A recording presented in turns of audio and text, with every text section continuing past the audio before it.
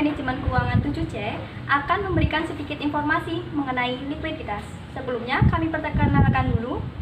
Saya Nikmatul Laili, saya Siti Nur Rahmah, Saya Faraseli, dan saya Lucifina Berliana. Selamat menyaksikan.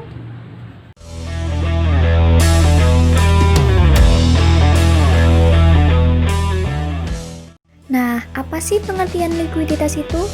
Likuiditas merupakan kemampuan bank untuk memenuhi kewajiban jangka pendek. Sebuah bank akan diberikan predikat liquid apabila yang pertama, mempunyai primary reserves yang cukup guna memenuhi kebutuhan likuiditas. Yang kedua, bank mempunyai secondary yang cukup dan dapat diubah menjadi alat-alat liquid segera dengan tidak menimbulkan kerugian yang berarti. Yang ketiga, bank mempunyai kemampuan untuk mendapatkan alat-alat liquid melalui berbagai cara.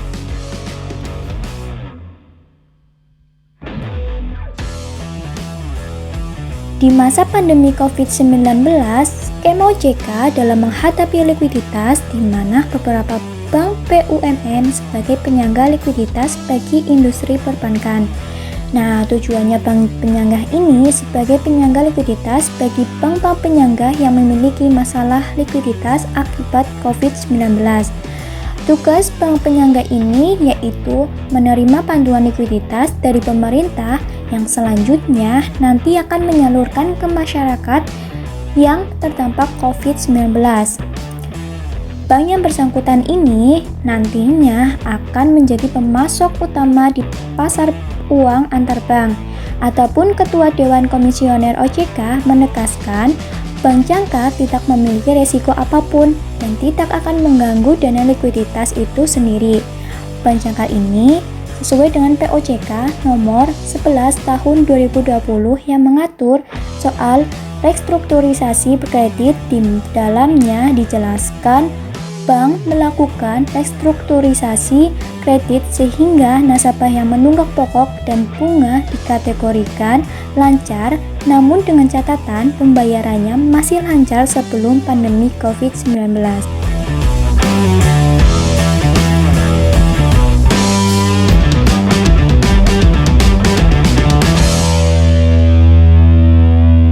Tujuan dari restrukturisasi kredit adalah untuk meringankan beban hutang debitur yang terdampak dari wabah virus corona.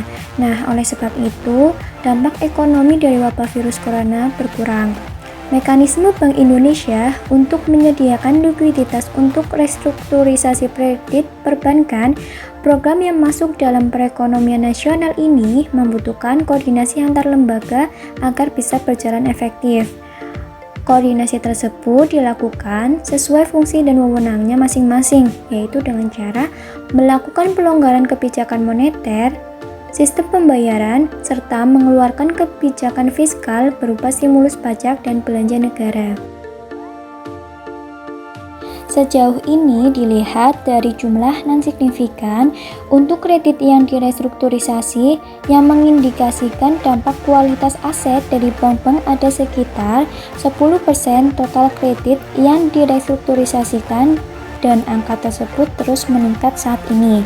Setidaknya untuk saat ini, bank mampu bertahan dengan tekanan likuiditas yang ada pada saat yang bersamaan untuk sementara waktu.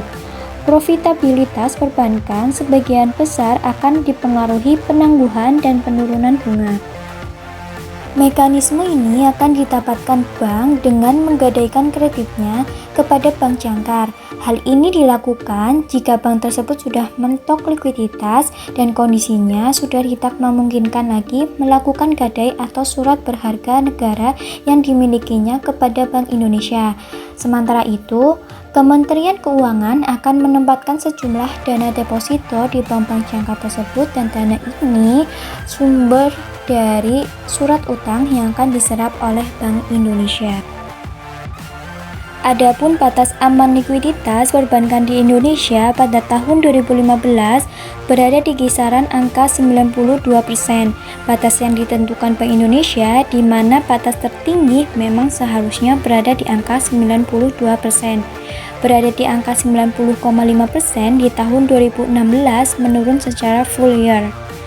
di tahun 2017 pernah berada di titik terendahnya, yaitu 89,6%, dan pada tahun 2018 yaitu 94%. Ini adalah batas tertinggi daripada loan to deposit ratio dalam kurun waktu 10 tahun belakangan ini.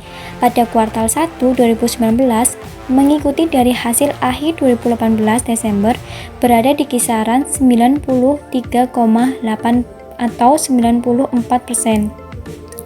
Karena pada akhirnya di akhir tahun 2019 akan berada level 97% apabila GWM-nya tidak diturunkan, dan tahun 2020 untuk seluruh bank di Indonesia yang kurang lebih berada di angka 115 bank beroperasi kurang lebih di tahun 2020 akan menjadi 99,7% untuk loan to deposit ratio.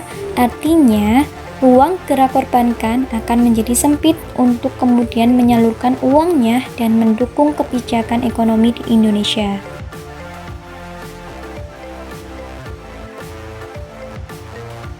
Seperti sekarang, masyarakat cenderung agak menahan konsumsinya dan menyimpan uangnya ke perbankan.